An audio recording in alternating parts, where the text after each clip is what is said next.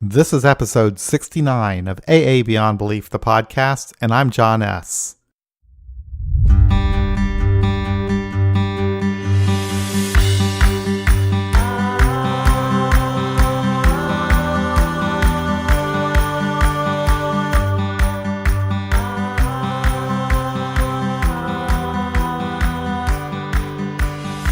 Today we'll speak with Jennifer C., who'll share her story with us and talk about how she approaches the 12 steps. She'll also talk about how Al-Anon plays an important role in her recovery. What an interesting conversation. I enjoyed it. I think you will too. Hey Jennifer, how you doing? I'm doing all right this morning. Well, thank you very much for agreeing to come on and talk to me. I ran into you on Facebook, and I don't know how that happened, but some people said, I'd like to hear Jennifer. I said, well, Jennifer, come on. That's pretty nice that they asked of that. And it's always nice to do these podcasts too. This is actually one of my favorite things to do is to start the day on a Saturday morning with a cup of coffee and recording a podcast with someone in AA where I get to know them a little bit better, hear their story. So why don't we get into it? You want to kind of just start with an introduction of yourself and, what got you into the program, and we'll just kind of take it from there. Well, I was introduced to the program at 13. I was in Alateen. And then by 15, I was a member of Alcoholics Anonymous. And what I found was I had always kind of felt like that square peg in a round hole and never felt like I fit in. I had those social insecurities. So I could actually say I had all the characteristics of alcoholism before I ever picked up a drink. Mm-hmm. They were all there. And then, and I drank a few times. Was I a full-blown alcoholic? No. But I completely related to everyone's emotions and feelings, and working the steps helped. And I found a place where I had instant friends.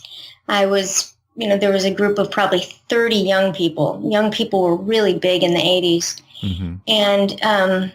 And I just felt like I fit in. I felt like I had this instant friendships and acceptance, and I could share all the bizarre things that I was thinking and feeling, even just from growing up in alcoholism. That's interesting that the 1980s was like a good time for younger people. That was my experience too. Although I wasn't as young as you, I was still in my 20s, and there were quite a few of us at that time in my group that were getting sober. And I actually found that kind of nice, actually. So have you been in the program all this time then? No, I went to meetings for about 16 years, and I had moved all over the country, and it was really hard to adjust. And it seemed like the further that I got away from the program, the more I didn't want to go. Yeah. It felt more like a chore. And since I didn't have those people in my life, I began to even forget about alcoholism as even a part of my life. Mm-hmm. And so did you relapse, or did you? Yes. So so I stopped going to meetings at about 16 years. At about 22 years, it was in 2005, I hadn't been to meetings in, like 7 years. And my husband at the time, we got together, and he had never drank. And we went into a restaurant, and he said, just have a glass of wine. You're probably not an alcoholic. You were 15 years old when you got sober. Chances of you being an alcoholic, come on, really? And I was like, yeah, you know what? I'm probably not an alcoholic. And I hadn't shared with anybody that I was an alcoholic or that I had been a member of AA for quite a few years. Mm-hmm. It had been quite a few years. However, my mom was still in the program. My mom has 34 years now. And so I had a glass of wine, and it tasted horrible, but the sky didn't fall. Yeah. And I thought, I can drink. I could probably drink like a normal person. I'm going to try it again tomorrow. And it I spent a lot of time doing a very controlled drinking. So I used a lot of prescription drugs and a lot of marijuana in addition to. Then I kind of rationalized it because I didn't quite have to drink as much. So, but right from the get-go, I was off and running. Yeah. Yeah, that's kind of something that's always kind of been in the back of my mind. Not all the time, but, I got sober. My last drink was when I was 25. And, sometimes I'll it'll happen. I'll have this thought, was I just going through a weird phase or something? Was this Right. for like the past 30 years I've been going through this phase thinking, but you know what? Then I've talked to a lot of people that were like me and you that came in at a younger age and then drank later and they found out, it got really bad and just, so I don't think any of us really show up in the rooms by mistake, to be honest with you. Yeah, no, I was miserable. I was completely, utterly miserable. And drinking sounded like a really good idea. I had no program. I wasn't processing reality anymore. If anything, I just would use the steps to beat the crap out of myself. So, once you got back into the program, when was this, and what was that experience like? It was in December of 2012, and my son was having problems. And it had probably been a solid 2 years that I kept thinking, you know where to go for help. And geez, Jen, you're an alcoholic. Holy crap, look at the drugs you're taking along with the booze. You can't not drink. And I'd do this little test with myself, or I'd be like, all right, I'm not going to drink this week. And, by the second day, I had already forgotten why I wasn't going to drink. Because I could never remember, the throwing up that happened the few days before that, or the incredible, horrible fights, within the family structure. And I'd drink again. And I knew that was alcoholism because I still had a copy of a second edition and a third edition Big Book packed away. but I had enough knowledge to know. And I went to my son and something shifted in me where I saw him in such just a horrendous space. And I went to him and I said, Drew, I'm an alcoholic and I used to have 22 years of sobriety and I went to Alcoholics Anonymous. And he looked at me and he goes, well, I know you're an alcoholic. and he said, but I had no idea that you were sober all that time. Wow. And that you were in AA and had knowledge of this. And he felt a little bit betrayed and lied to. Oh. And that was kind of interesting. Yeah. So we went to a meeting. I took him to a meeting. And the experience walking into the first meeting was humiliating. It wasn't humbling. Mm-hmm. I couldn't stop crying. I knew that once I walked through the doors again, that the work would begin. Mm-hmm. I knew how much it took to get sober. And I knew how incredibly crazy I was. Mm-hmm. I had this old knowledge, even though I couldn't see outside myself, I still had this intuition of, geez, Jen, you're really messed up. So I got a sponsor that day. I got a whole list of phone numbers because I was terrified. I knew I could not drink. And I was absolutely terrified to drink. So I did whatever they told me to do. I mean, just whatever. Sure. I was in so much pain. The one thing about step one that I think sometimes gets overlooked is there are two parts to it. And when I look at the first part of step one, and I look at the powerlessness, I look at it in a couple different ways. First of all, I look at it as when I ingest alcohol, what happens to my body? So there's that level of powerlessness where once I start drinking, I have absolutely no idea when I'll stop or how much I'll drink. Right. And then also look at it from the powerless standpoint of what happens to my mind, that obsession. Right. That just completely takes over regardless if I have alcohol in my system or not. And then if I look at the unmanageability, I look at that as alcoholism. Not what happened when I was drinking, but the first 18 months sober, that's when my alcoholism, the minute I stopped using any substances, my life was completely unmanageable. Yeah. Internally, externally, it was a wreck. So that's how I look at step one. Yeah, I do too. It's kind of like step one is almost like looking back, acknowledging or accepting, the facts, that, I was addicted to alcohol and, I was, and in that sense, I was powerless. And like you say, I can understand that. I had a really tough time. I think that when I was drinking, and this is probably how all of us are, we're not really experiencing life, we're just kind of reacting to it. At least I was. Oh, yeah. I was just dealing with whatever problem or situation came around, and I wasn't really learning from it or growing as a person. And I didn't really understand how I didn't really have, I didn't have any of the tools that I have now. So I was kind of lost. I guess a lot of times though, too, I think about that unmanageability of just the fact that my life wasn't working. It just wasn't working. No, yeah, mine wasn't either. Life happened to me. I had absolutely no idea that I had choices. I could no longer see the choices. And, everything was huge and it all compiled all together. So when you were first approaching the steps like this, Jennifer, and the program, were you doing it automatically immediately from like a secular perspective, or did you have to eventually come around and adapt to a different way of viewing it? How'd you deal with that? No, I prayed on my knees. Mm-hmm. I prayed on my knees many, many, many times throughout the day, because I wanted to drink that badly. Yeah, I did the same thing.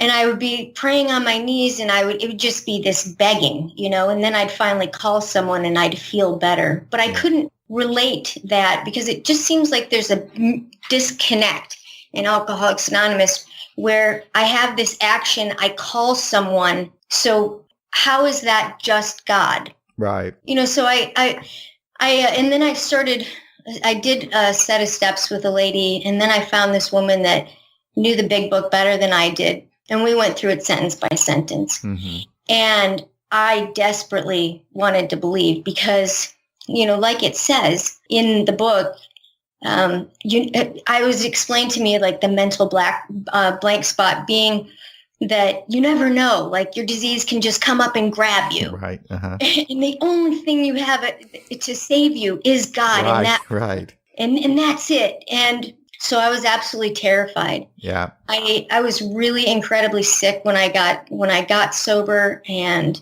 I was losing all the hair on my body. My adrenal glands were shutting down. And just the utter desire to drink or use was so great that it terrified me. And I knew if I'd go to a meeting or I'd call someone, hey, it would help. Right. But I really tried. And then it was probably once we got to step 3, they were saying, write down the list of what you want in a higher power. And I'd write it down and I'd go back and I'd say, but this is my imagination. How could I possibly know? Isn't this me, saying this is what I want? But I had to kind of take my brain and shift it a different direction. What I did was I did this exercise as a part of not playing God, where everything that happened in my life, no matter what it was, I would look at it from a perspective of it just is happening and give thanks for it. And that's it. And I started seeing the ridiculousness of that everything in my life would come from this higher power. It started seeming ridiculous. And then I started talking to Mark, and I started asking him questions. And he started asking me questions that got me thinking in a different direction. Mm-hmm. And the shift happened. It felt like a very raw place where I had already been taken to a place through the questioning and then through the inventory process and looking at the fear inventory. My major fear was there is no God. There is no God. There's no one to forgive me. There is no great afterlife. This is it. And I had better forgive myself. And so I began to question myself. And Mark asked me, he said, who are you? That's the one question that you need to ask yourself. Mm-hmm. So I really began to delve into who am I and what do I believe? And what are the beliefs that I'm carrying around?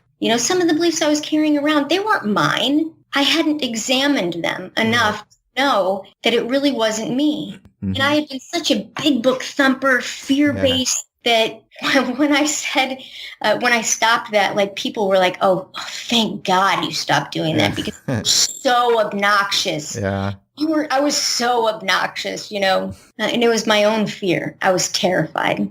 I find it interesting that of all the when you were listening to your fears, that the fear of there not being a God was in there. That didn't come up for me, but that was a deep fear, because I know when that was what I felt when I first kind of accepted that I was an atheist. I was actually afraid. I felt a sense of fear within myself that, oh my God, what the hell now, Right. with everything, with AA, with what happens beyond this life and everything. Oh, absolutely. Yeah, everything.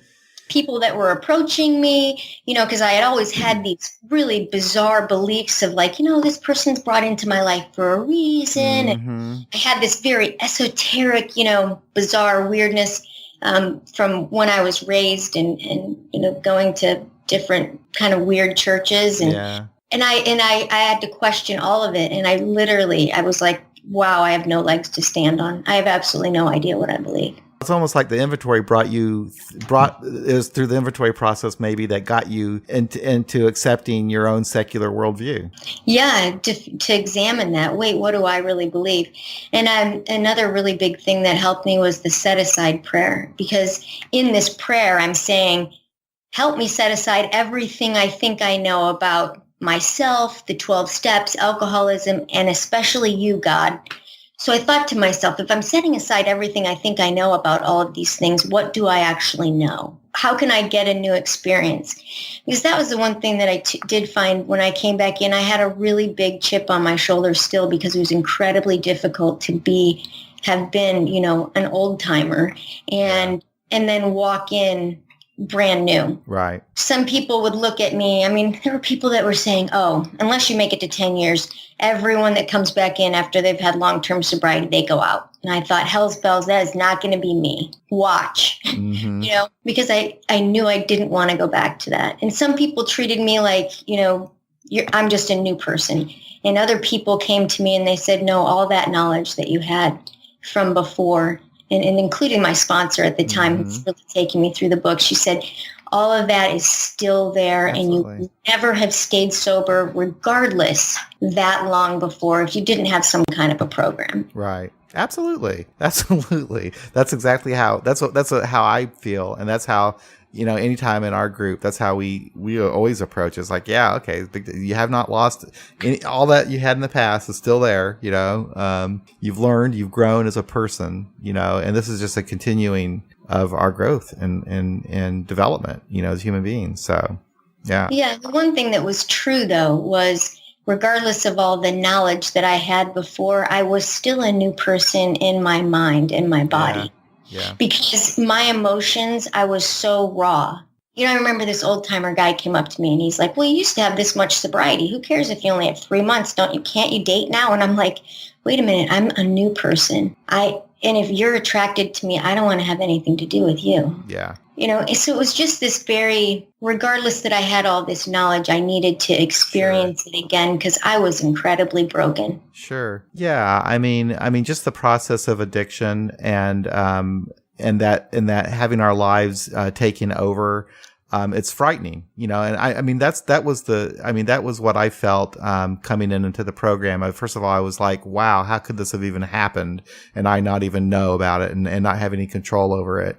So yeah, I can understand how, in spite of what, sobriety a person might have had prior, you're still going to feel that, what they would call ego deflation at depth. You're going to feel that humility, I guess, of being powerless. Right. Because it is. There's no doubt about that. I think that was one thing that they really got right. Honestly, when I read that first step for the first time, I thought that was really a perfect description of my life. And I know that other people today, and maybe it's younger people might have a problem with the word powerless, but I really thought that was a really excellent description of what was going on in my life at the time. I couldn't think of a better way to put it.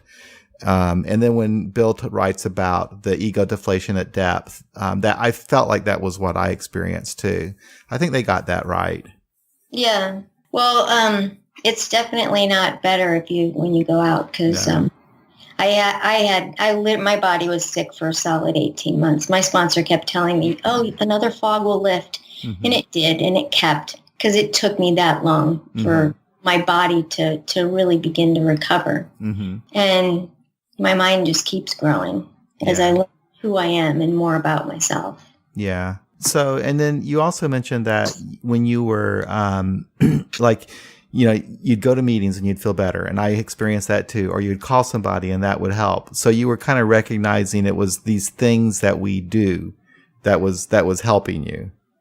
Right. And I kept saying, the one thing that I would hear people say is, action, service, work steps, and so I started thinking how much of this is action based. Mm-hmm. And I had this saying at the beginning because my emotional state and my thoughts were all about wanting to drink or use. Yeah. And I would just tell myself over and over again, it doesn't matter what I think or feel. It's my actions that will keep me sober. I had to say that over and over and over again. Yeah. I think I was like that too. I wasn't really aware of it, but now looking back, there were little clues that I was an atheist, I think, because there were certain things in the big book that made me feel better.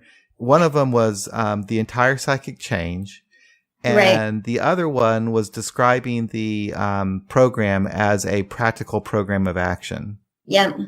And that always made me feel better. It's like it was something I could hang on to. The other stuff, in a way, I might have enjoyed the mysticism and the mystery and all of that kind of stuff of the spirituality, but also kind of made me feel uneasy and confused sometimes. Whereas I really liked focusing on the things I could do. I could go to meetings, I could call people, I could take an inventory, I could make amends. These are all things that we actually do. I could meditate, whatever. These are actions and things that we could do. And I always thought too, I said, well, these things must provide some sort of psychological benefit. And I always tied that into that entire psychic change. So, and on one level, even though I was on my knees and praying and mouthing all the God stuff for many, many years, I always kind of went back to that practical program of action. That's definitely true. And that was the other thing that I'd heard over and over and over again too, is go back to the basics. If you feel like, you're slipping or something's going on, go to meetings, start calling people, those basics are the things that I did that helped the most. Mm-hmm. I started picking people up for meetings. And the people that came in with me, it took them a while. I think one of them now has like 6 months and the other one has a couple years. But I kept watching them relapse and I was so terrified that I just had this feeling like, I'm either all in or I'm all out because I couldn't walk into a meeting on any substance. Yeah. I couldn't do it. I wouldn't go through the doors. I'd be like, hell no, I'm going to the bar. So when you were going to meetings, what part of the country, where were you? I was in Oregon, and I still go to meetings.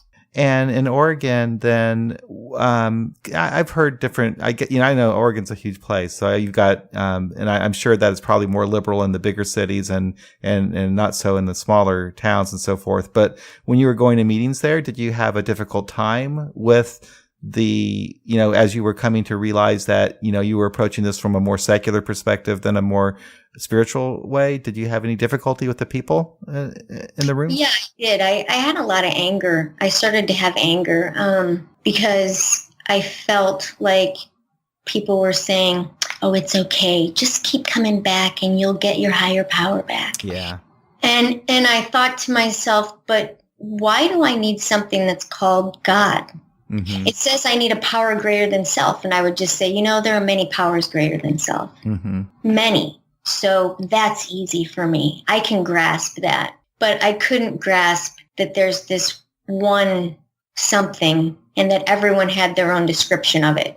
Yeah. And it was individual to them. I thought, that doesn't make sense to me. And it took a while for that shift to actually happen. And it was scary. And there was a time where then I did have a hard time going to meetings, mm-hmm. but I just kind of kept going.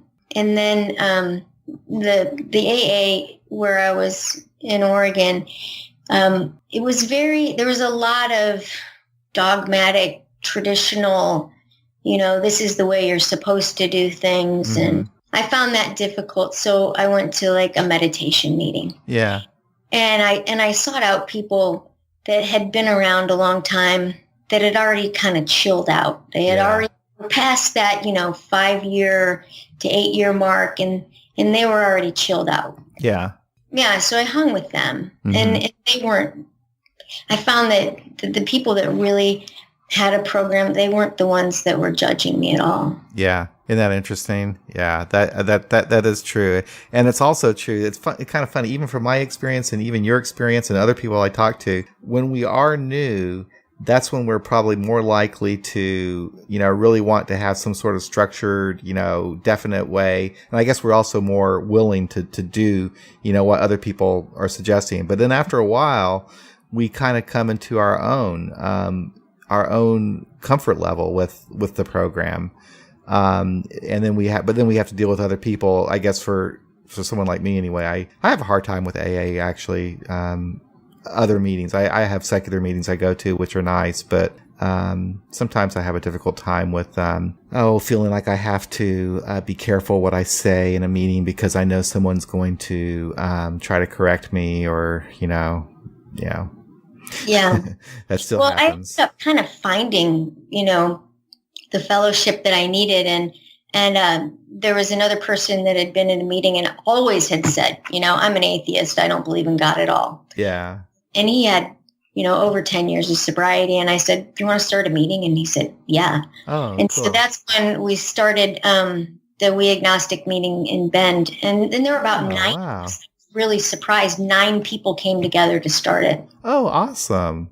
I didn't know that you did that. Yeah. Wow. And we kept it really simple, but we wanted to keep it so that it followed the traditions. So it's like, if we're going to have a meeting in a place where in this atmosphere of Alcoholics Anonymous in that area, we need to follow the traditions because otherwise people won't be as accepting. And we wanted to make sure that we could have somebody in the inner group and to really represent that. And I ended up moving away and so did he within a relatively short amount of time, but they've kept the meeting going. Cool. Yeah.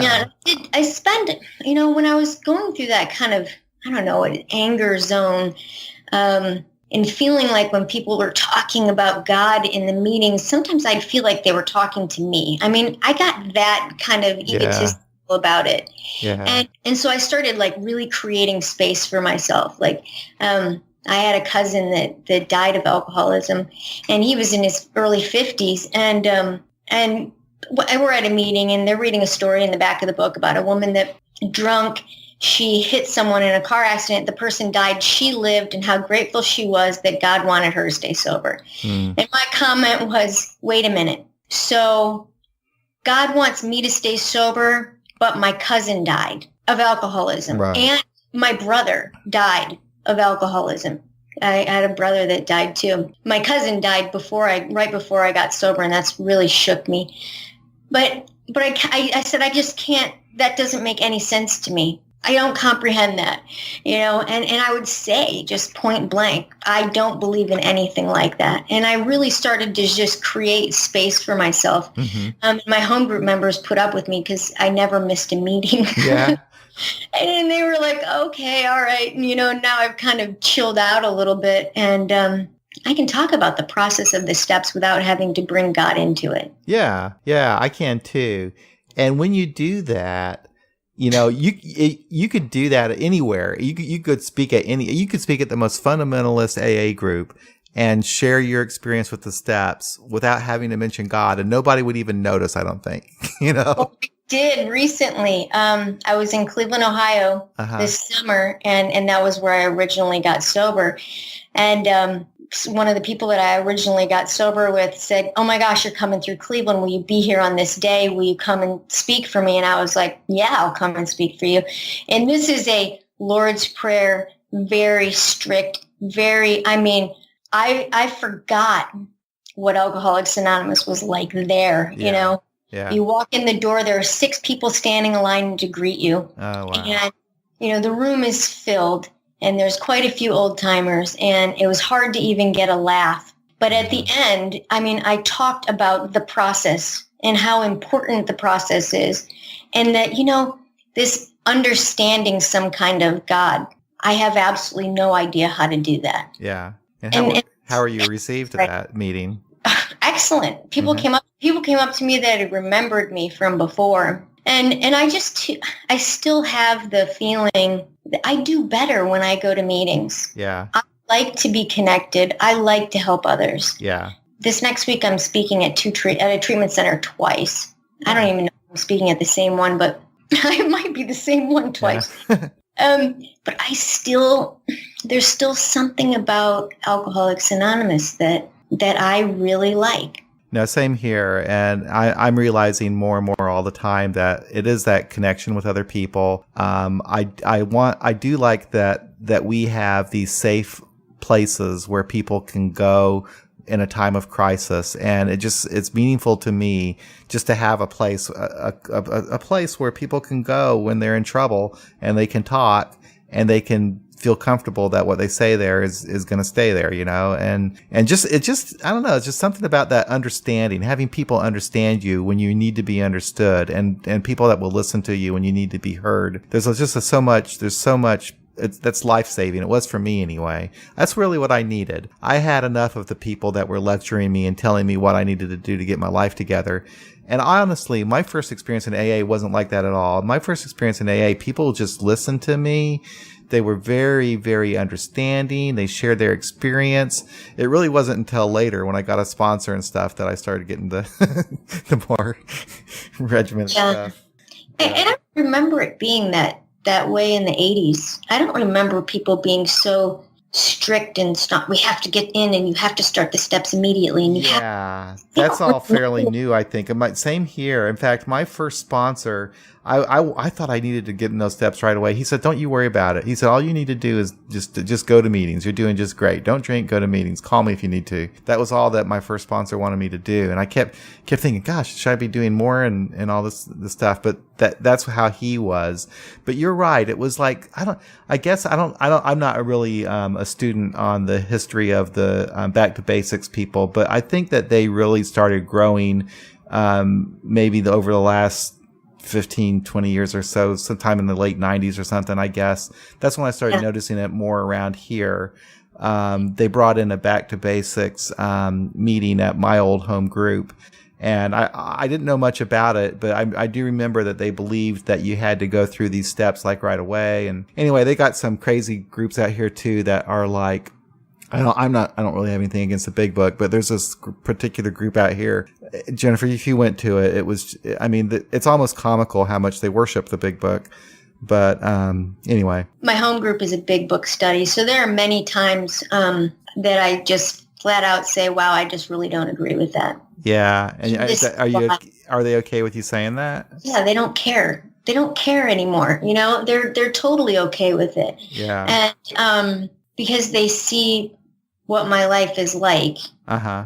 And so they're really open to, but my sponsor in AA, she is a believer, and I'll be talking to her and she'll say, well, maybe you should, I would just pray about this. And so what I think when she says that to me is, what am I not seeing and how can I reframe this? Right. How can I shift my perspective? What might be something that I can tell myself differently about this situation so that I can have acceptance? Right.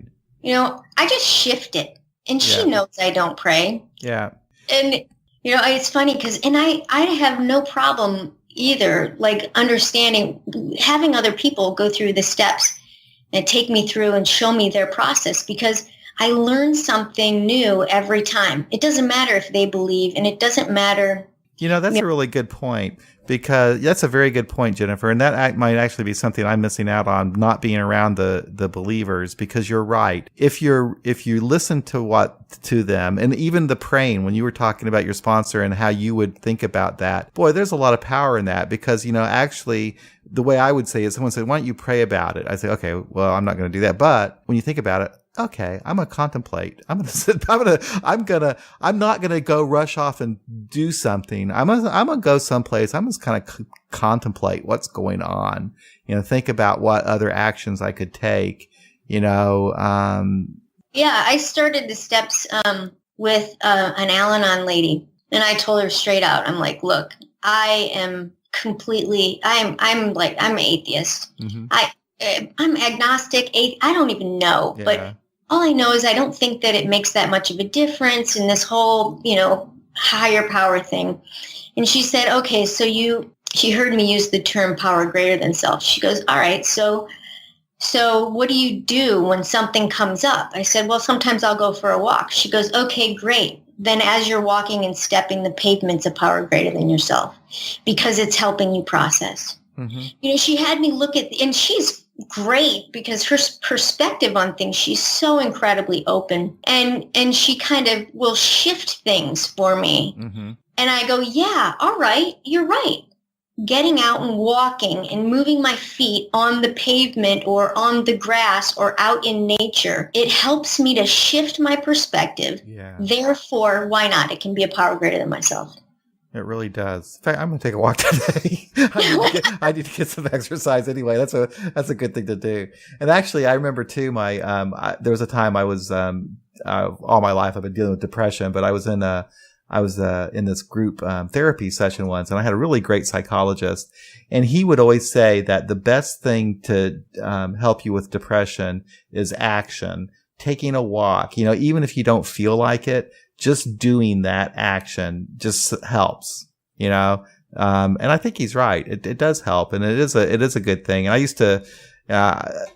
Talking to people, this is stupid, but I always think about, okay, never mind. But I need to take a walk. I need to ride my bike. I used to enjoy that stuff. I don't do it anymore. I'm sitting here on my computer talking to people.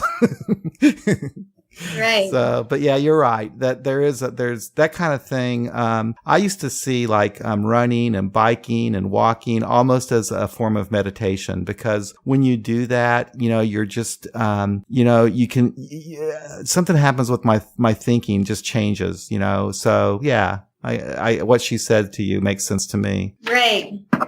It really does. And then one thing that I learned about the 4 steps. So if something comes up right in that moment, that day, if something, I feel like this little twinge in my gut of anger about something towards someone, I immediately stop and just be like, what is really going on? What is my base fear? What's really, I have to force myself to look at what's happening underneath the surface, because the situation in the story, that doesn't ever matter. No. Matters is, how am I processing this internally where I'm getting this reaction?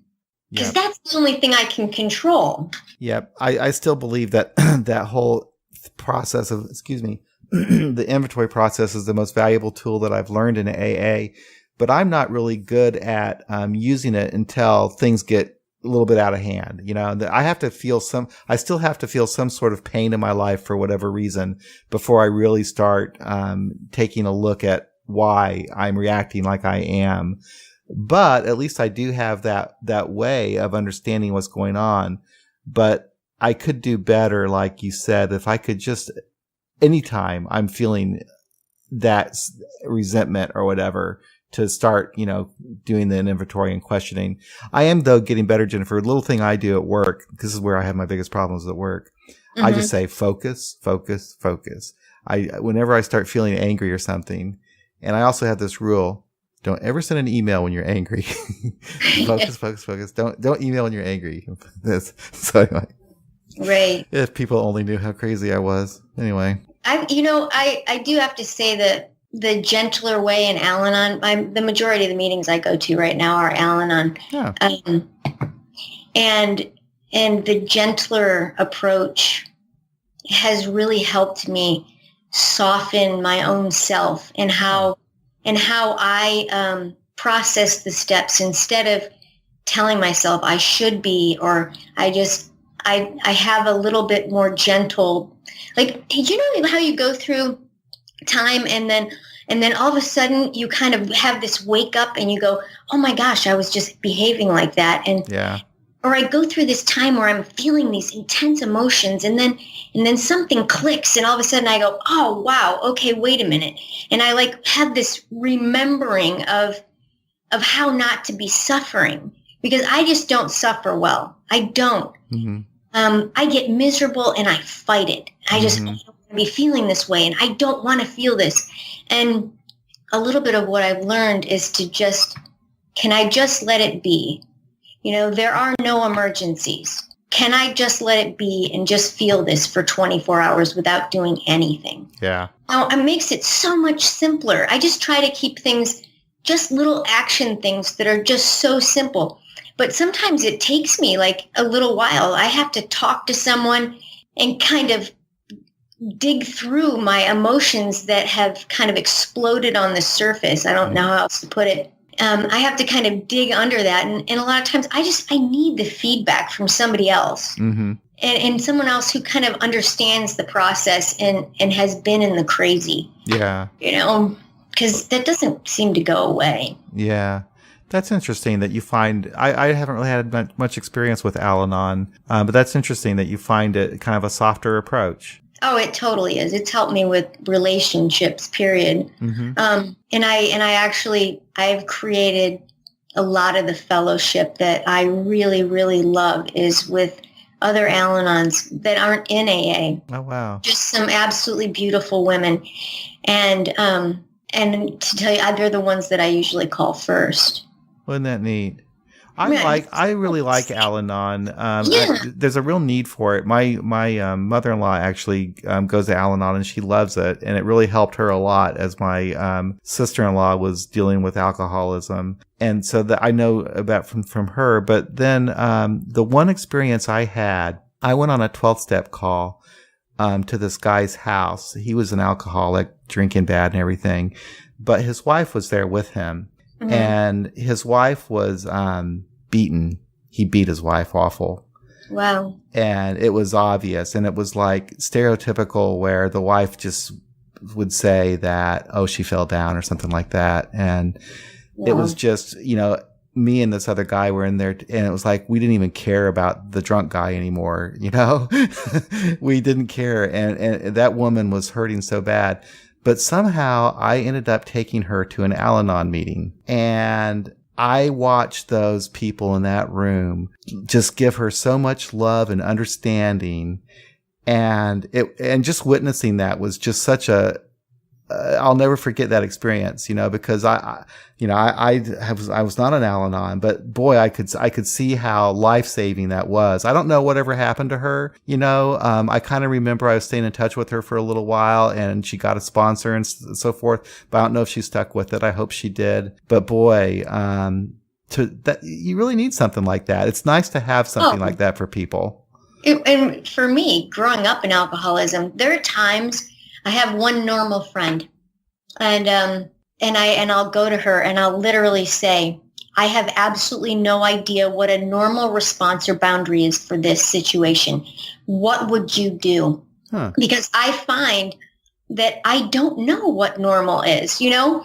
I mean, it's just like in relationship with my partner, there are times when I'm so triggered and so pulled back into something that I literally have to just stop, and he's awesome because he's very defined in his own boundaries and who he is. And he'll just say, wait a minute, I don't think that that's about me. And I'll just be like, wow, well, that was just a slap in the face. I guess I got to look at myself. And when someone, but Al-Anon's kind of has this where it's okay for me to go through those things. Mm-hmm. Whereas I've had this other belief with AA is like, oh, well, then you must not be doing this right. Or you must not step or blah, blah, blah. And Al-Anon doesn't do that. But it's not life or death. Right.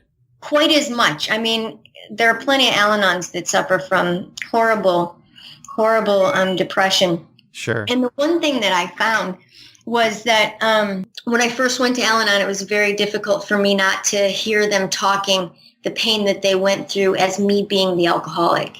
It took a while for my perspective to shift and for me to begin to hear my life as the Al-Anon, mm-hmm. and begin to look at how I was processing things and what part of it is growing up in alcoholism and what part of it is the alcoholic in me. Mm-hmm. Wow, that's really interesting. That's really good stuff. I'm glad that you brought that up. We haven't actually talked about Al-Anon on this podcast. Occasionally we get an email from someone in Al-Anon who's looking for a secular Al-Anon meeting, and I don't know if there's ever been any that have ever started up or not, but I don't know if there's a need for it. Really? I mean, they don't care. Yeah. I say, you know what, I'm an atheist. And there have been plenty of times where I say, gosh, I just don't believe that at all. No one says anything. No one tries to fix me. Yeah. No one tells me, oh, this isn't the way you do it. That's so interesting. It sounds like because like you said, like in AA, I think that our culture was really impacted by your home state in Cleveland. The old Akron style AA is kind of where, your life depends upon you doing it just this way. Get on your knees, all this kind of, yeah, that kind of thing. And Al-Anon never probably had to deal with that. They never had that infiltrate into their culture. Maybe it's kind of interesting. Yeah, to think about. We could do a whole podcast on Al-Anon. They always are bringing in literature. New literature happens all the time. Really? There are multiple books that have different questions for the steps. It's not just this is the one way and here's how you do it in this book. Isn't that interesting? I had no idea. There's at least 5 different places that you can do a different 4th step from. And then they do this thing where they take the traditions, and there's this book, they take the traditions and they turn it into, the questions are all personal and how you work tradition in your life, and that has really shifted my view too. It's fascinating. I've learned a lot in Al-Anon. I'm gonna have to check it out. Isn't that interesting though, that Al-Anon is going to come up with new books on all of the AA doesn't. And AA doesn't. I know, it's kind of crazy. And if you're going to check it out, I suggest that you go to 6 meetings, and then if you're serious about Al-Anon, 3 meetings a week means that you're serious, because 1 a week won't get you very far. But I go to at least 3 Al-Anon meetings a week, and I go to 1 AA meeting. Wow, that's so cool. Yeah, I go to a lot of AA meetings now. Well, I go at least to 3 a week, because we have a lot of secular meetings now where I live. So we have one every day of the week. So that's what I've been doing. But I need to broaden my horizons. There's a lot of things I'm getting interested in. There's a refuge recovery meeting that's starting up here. I want to kind of investigate that a little bit. Now I'm kind of getting interested in Al-Anon. So there's a lot of stuff out there. But I love that all of this kind of started with Bill and Bob back in the 30s, but there's certain people and groups that are expanding on it, and it's thriving, and I think that's great. So in Al-Anon, you have a slip every day. Oh. So you walk into the meeting and you literally say, this is how I screwed up today. Isn't that something? So maybe that's why it's more gentle, because there is no definitive, this is the date that I got sober. Oh, isn't that interesting? That because that doesn't happen. There's always different levels. Yeah. Okay, go back to what you were going to say. So you're in Massachusetts? I am in Massachusetts. Okay, I like New England. I'm in the Berkshires, so it's a small area. There's a lot of people with a lot of time that continue to go to meetings. There's a woman that has 50 years of sobriety, and I sat down with her the other day at a meeting and just listened to her. She's getting older, and she's fascinating, because she says things like, my last 3 sponsors have all died. So now everyone in the room is my sponsor. And I listen to everything that everyone has to say, because I never know when in life I will be going through that experience and I will need their help. Mm-hmm. And so she has this just she has her own gentle way, and she has 3 of her boys are in AA, and they have like 30 years of sobriety. So she's a really great person to talk to. But I find too, maybe it is that much longer time and smaller meetings, people are a little more laid back. Okay. So are there secular meetings in your part of the state? Okay. All right. Yeah, there is one on Monday nights. And what city is that in? It's in Great Barrington. Oh, okay. Yeah. That's my home group, my Al-Anon home group night. Oh, okay. I happen to live in one of my favorite parts of the country. It's beautiful here. It absolutely is. I love it there. And what's so nice is you're out there in those beautiful mountains and the forests, but you can easily get anywhere you want to go. If you want to go to Boston, if you want to go to New York, wherever you want to go, if you wanted to experience the big cities and stuff. But I love the Berkshires. I love Western Massachusetts. I like Vermont too. My wife and I, we got married in Vermont. What was the name of that town? Wallingford, I think, Vermont. It's kind of like in southern Vermont. Mm-hmm. Anyway, beautiful country. My geography here isn't super great. Yeah. People will be like, this place in Massachusetts. I'm like, no, I have to look at a map. I have no idea. Well, I've really enjoyed this conversation. This is going to be a really great podcast. I'm so glad that you brought up the Al-Anon experience. That's really another aspect of recovery that is really helpful. And also that we had a nice conversation about the steps and the practicality of the steps and the inventory process. Really good stuff, it's a lot more depth that could definitely be delved into. Sure.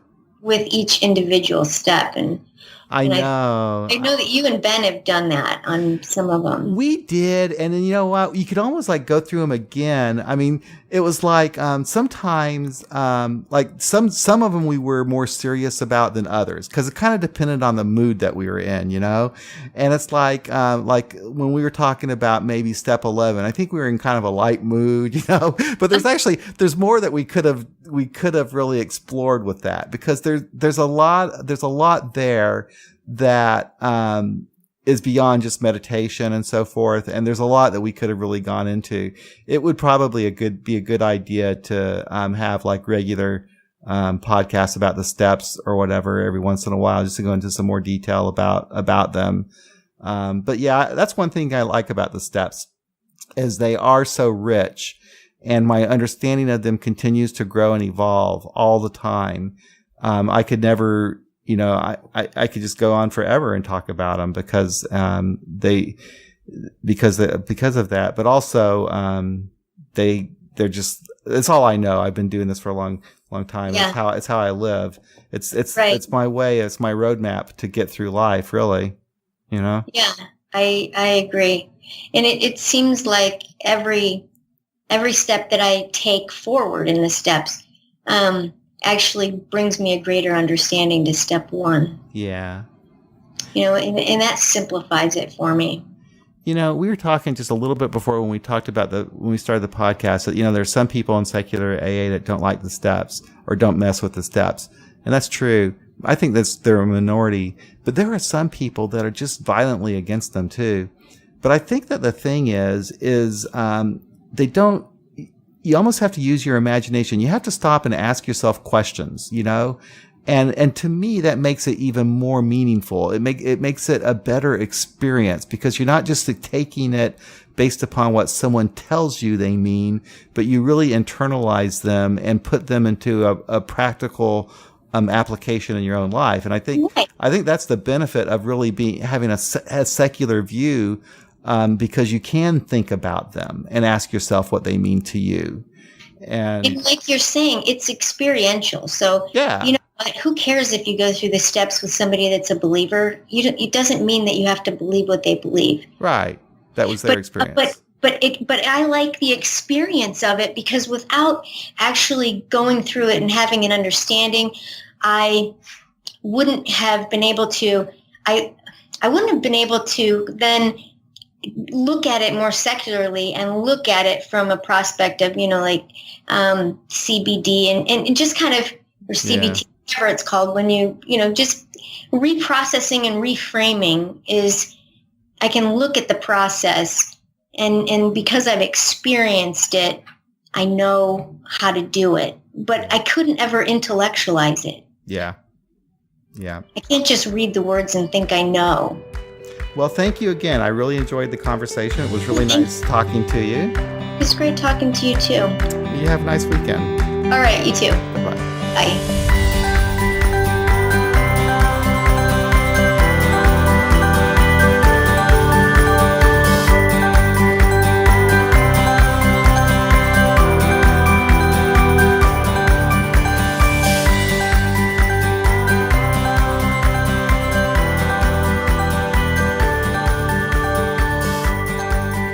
Thank you so much for listening. I hope you enjoyed this one. We'll be back again real soon. So grateful for your support.